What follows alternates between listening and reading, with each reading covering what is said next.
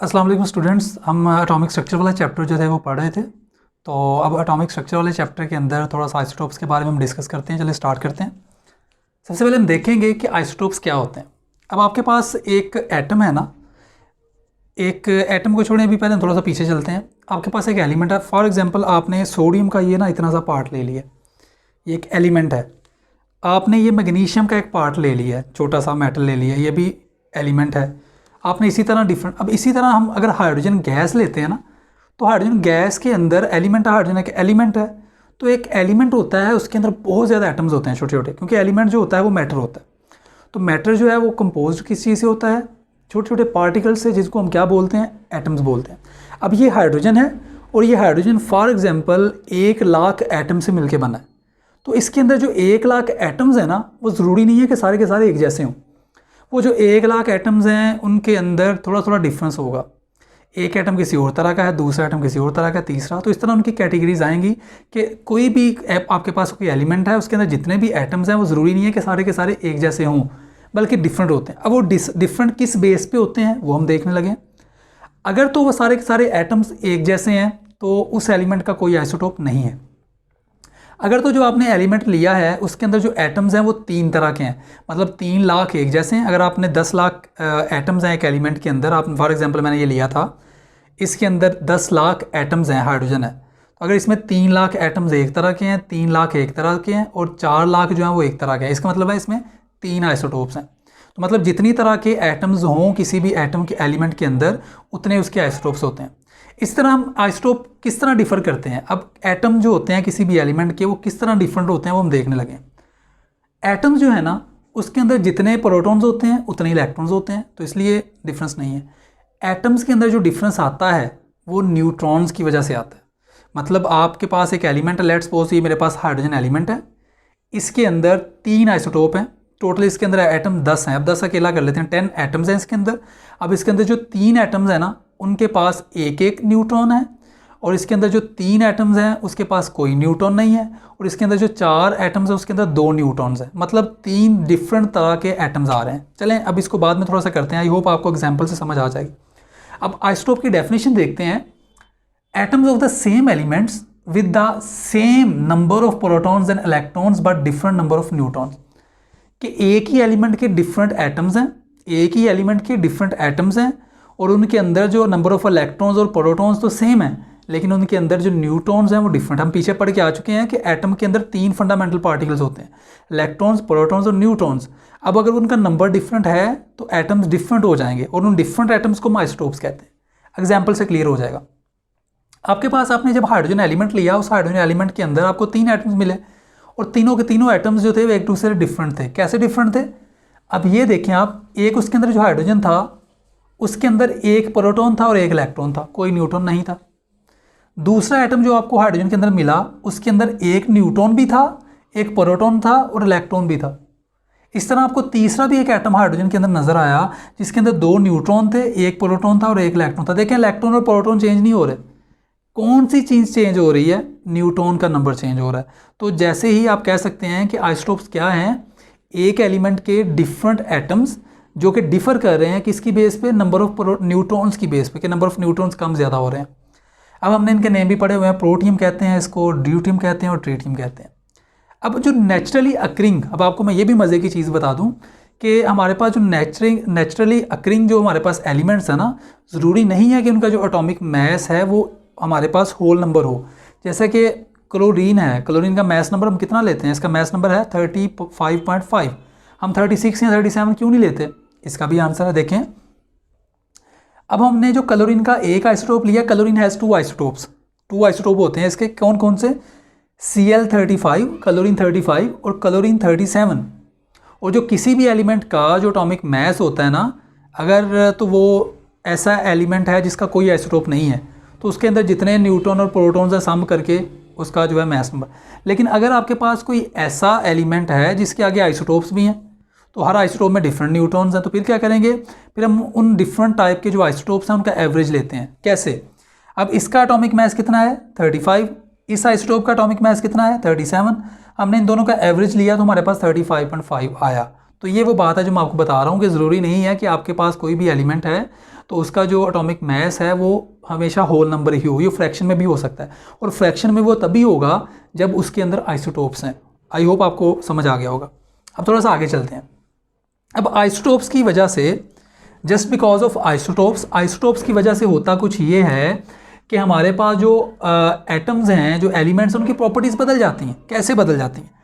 Properties की बात करते हैं। There are two kinds of properties जो हम बात करते हैं। एक होती हैं केमिकल प्रॉपर्टीज़ जो टोटली डिपेंड करती हैं इलेक्ट्रॉन्स के इंट्रैक्शन पे, और एक होती है हमारे पास फिजिकल प्रॉपर्टीज़, जो कि फिजिकल प्रॉपर्टीज़ वो होती हैं जो हम 5 सेंसेस से सेंस कर सकते हैं। कलर हो गया, उनका बॉइलिंग एंड मेल्टिंग पॉइंट हो गया, तो ये भी आपको ऑलरेडी पता है। फिजिकल प्रॉपर्टीज़ जो होती है ना, नॉर्मली वो प्रोटॉन पे और इलेक्ट्रॉन पे इतनी ज़्यादा डिपेंड नहीं करती, वो ज़्यादा डिपेंड करती हैं एक ही एलिमेंट की बात कर रहा हूँ मैं बार बार। आप एक ही एलिमेंट की बात करेंगे, डिफरेंट एलिमेंट्स की बात नहीं कर रहे हम। मैं फॉर एग्जांपल बात कर रहा हूँ हाइड्रोजन की, तो हाइड्रोजन की जो केमिकल प्रॉपर्टीज़ है ना, वो आइसोटोप वाइज चेंज नहीं हो रही। क्यों नहीं चेंज हो रही? कि हाइड्रोजन के अंदर, हर एक के अंदर एक ही इलेक्ट्रॉन है, तो इलेक्ट्रॉन तो आइसोटोप वाइज चेंज नहीं हो रहा। और केमिकल प्रॉपर्टीज़ किस पे डिपेंड करती हैं? इलेक्ट्रॉन्स पे। और जब सारे के सारे आइसोटोप्स में इलेक्ट्रॉन का नंबर सेम है तो केमिकल प्रॉपर्टीज़ चेंज नहीं होंगी। तो इसकी एग्जांपल भी है। चाहे आपके पास क्लोरीन 35 वाला आइसोटोप सोडियम के साथ रिएक्ट कर ले, या चाहे क्लोरीन का 37 वाला आइसोटोप सोडियम के साथ रिएक्ट कर ले, प्रोडक्ट सेम ही आएगी। मतलब केमिकल रिएक्शंस में, केमिकल प्रॉपर्टीज़ में आइसोटोप का कोई अमल दखल नहीं है। लेकिन जब हम बात करते हैं फिजिकल प्रॉपर्टीज़ की, क्योंकि फिजिकल प्रॉपर्टीज़ कैसे डिफर हो रही हैं? फिजिकल प्रॉपर्टीज़ डिपेंड करती हैं न्यूट्रॉन नंबर पे, सही है। और जब न्यूट्रॉन नंबर, या आप कह सकते हैं overall number of fundamental particles पे, तो जब फंडामेंटल पार्टिकल्स चेंज हो रहे हैं, यहाँ पे फंडामेंटल पार्टिकल जो है वो 2 है, यहाँ पे फंडामेंटल पार्टिकल 3 है, यहाँ पे 4 हो गए। तो जैसे जैसे नंबर ऑफ पार्टिकल चेंज हो रहे हैं एटम के अंदर, वैसे वैसे फिजिकल प्रॉपर्टीज़ भी चेंज होगी। तो इसकी एग्जाम्पल क्या है? अगर आप प्रोटियम की बात करते हो तो प्रोटियम का बॉइलिंग पॉइंट जो है वो ट्रीटियम के बॉइलिंग पॉइंट से कम है। इसी तरह इसकी जो डेंसिटी है वो भी इससे कम है। तो मतलब कहने का ये है, केमिकल प्रॉपर्टीज़ जो हैं वो डिपेंड करती हैं किस पे? सिर्फ इलेक्ट्रॉन पे। और जो फिजिकल प्रॉपर्टीज़ हैं वो न्यूट्रॉन पे भी डिपेंड करती हैं। तो केमिकल प्रॉपर्टीज़ जो हैं वो आइसोटोप वाइज चेंज नहीं होंगी, लेकिन जो फिजिकल प्रॉपर्टीज़ हैं वो आइसोटोप वाइज चेंज होगी। तो यहाँ पे मैंने इलस्ट्रेट भी कर दिया। उसके बाद थोड़ा सा हम आगे डिस्कस करते हैं, थोड़ी सा ये आइसोटोप का जो है ना टॉपिक थोड़ा सा कवर हो गया। अब हम बात करेंगे किसी भी एटम के अंदर हम इलेक्ट्रॉन्स को कैसे अरेंज करते हैं। बड़ा अच्छा और बड़ा इंपॉर्टेंट क्वेश्चन है। How we can arrange electrons in different type of atoms of different elements और द सेम एलिमेंट्स। तो भाई आपके सामने जो किसी भी इलेक्ट्रॉन्स की अरेंजमेंट है उसको हम 2 तरह से रिप्रेजेंट करते हैं। इलेक्ट्रॉनिक स्ट्रक्चर की बेस पे, कि इलेक्ट्रॉनिक स्ट्रक्चर ड्रा कर दिया, स्ट्रक्चर ये इलेक्ट्रॉनिक स्ट्रक्चर मैंने ड्रा किया हुआ है। और दूसरा है इलेक्ट्रॉनिक कन्फिग्रेशन बता के। इलेक्ट्रॉनिक कन्फिग्रेशन क्या होता है? फर्स्ट शेल हैज़ 2 इलेक्ट्रॉन्स, 2 लिख दो। सेकंड शेल हैज़ 8 इलेक्ट्रॉन्स, 8 लिख दें। थर्ड शेल हैज़ 2 इलेक्ट्रॉन्स, तो आप 2 लिख दें। तो 2A2 is called electronic configuration. तो 2 हमारे पास टेक्निक्स हैं जिनके जरिए हम अरेंजमेंट ऑफ इलेक्ट्रॉन जो है वो बोर्ड पे या पेपर पे रिप्रेजेंट कर सकते हैं।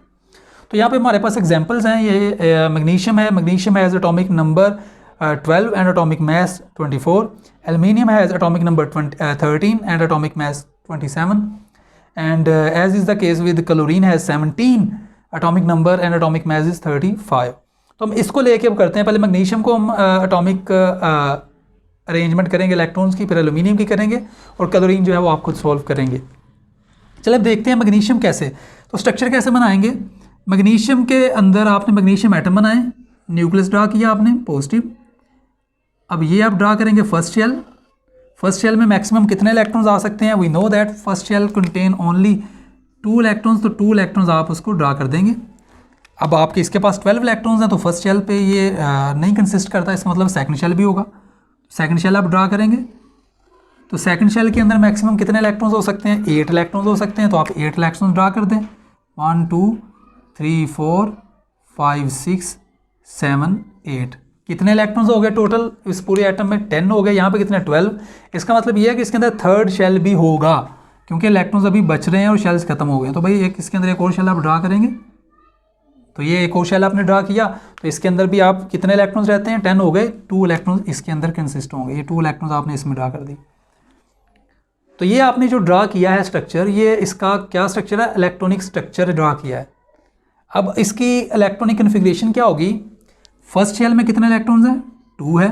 सेकंड शेल में कितने इलेक्ट्रॉन्स हैं? 8 हैं। और थर्ड शेल में कितने इलेक्ट्रॉन्स हैं? 2 है। तो ये हमारे पास इलेक्ट्रॉनिक कन्फिग्रेशन है। और ये जो मैंने ऊपर ड्रा किया है ये मैग्नीशियम का क्या है? मैग्नीशियम का इलेक्ट्रॉनिक स्ट्रक्चर है।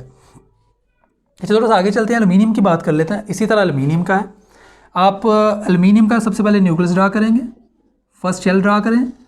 फर्स्ट शेल में कितने इलेक्ट्रॉन्स आते हैं, मैक्सिमम 2 इलेक्ट्रॉन्स आते हैं, क्योंकि इसकी कैपेसिटी ही 2 की है। तो इकट्ठे भी ड्रा करते हैं, सेपरेट भी कर सकते हैं, नो इशू। उसके बाद सेकंड शेल ड्रा करना पड़ेगा, क्यों, क्योंकि अभी इलेक्ट्रॉन्स पड़े हुए हैं। यानी सेकंड शेल ड्रा किया, कितने इलेक्ट्रॉन होते हैं सेकंड शेल में, मैक्सिमम 8 आ सकते हैं, तो भाई 8 हमने ड्रा कर दिए, ये 8 इलेक्ट्रॉन्स भी ड्रा कर दिए। अब ये टोटल 10 हो गए, इसमें टोटल इलेक्ट्रॉन्स 13 है। तो भाई ये प्रोटॉन नंबर होता है, तो प्रोटॉन नंबर मैंने बताया था न्यूट्रल एटम के लिए जितने प्रोटॉन हो उतने ही इलेक्ट्रॉन्स होते हैं। तो 13 प्रोटॉन्स 13 इलेक्ट्रॉन्स ही होंगे। तो भाई ये थर्ड शेल भी ड्रा किया, क्यों, क्योंकि इलेक्ट्रॉन्स को मैंने फुलफिल करना है।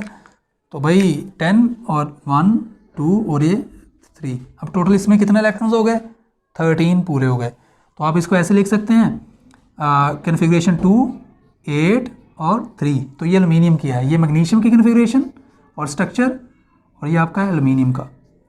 अगर बाकी बात की जाए फंडामेंटल पार्टिकल्स की, तो आप इसके अंदर पार्टिकल्स को भी लिख सकते हैं। तो मैं न्यूक्लियस की जगह पे पार्टिकल्स को भी लिख सकता हूँ। तो भाई इसके अंदर प्रोटॉन कितने हैं, 12 प्रोटॉन है, आप P12 लिख दें। न्यूट्रॉन कितने हैं, 24 में से 12 माइनस कर दें, तो न्यूट्रॉन इसके अंदर कितने हो गए, 12 ही हो गए। अगर बात की जाए इसकी एल्यूमिनियम की, तो एल्यूमिनियम का एटॉमिक नंबर, प्रोटॉन नंबर कितना, 13। तो इसके अंदर प्रोटॉन होंगे 13 और न्यूट्रॉन्स कितने होंगे, 27 में से 13 माइनस कर दो तो न्यूट्रॉन्स आ जाएंगे, तो ये आते हैं 14। तो इसके अंदर न्यूट्रॉन्स जो हैं ये 14 होंगे, और इलेक्ट्रॉन्स आपने ऑलरेडी बताए हैं, इलेक्ट्रॉन्स भी 13 होंगे। तो इस तरह आप जो है वो एटॉमिक स्ट्रक्चर वाला चैप्टर कवर कर सकते हो। इस तरह के छोटे मोटे जो है वो न्यूमेरिकल्स वगैरह आएंगे, तो आई होप उसको आप अच्छी तरह कंसिडर कर लेंगे। तो ये हमारा कंप्लीट चैप्टर था, 2 लेसन्स में हमने इसको कंप्लीट किया। आई होप आपको अंडरस्टैंड हो गया होगा। थैंक यू सो मच, अल्लाह हाफिज़।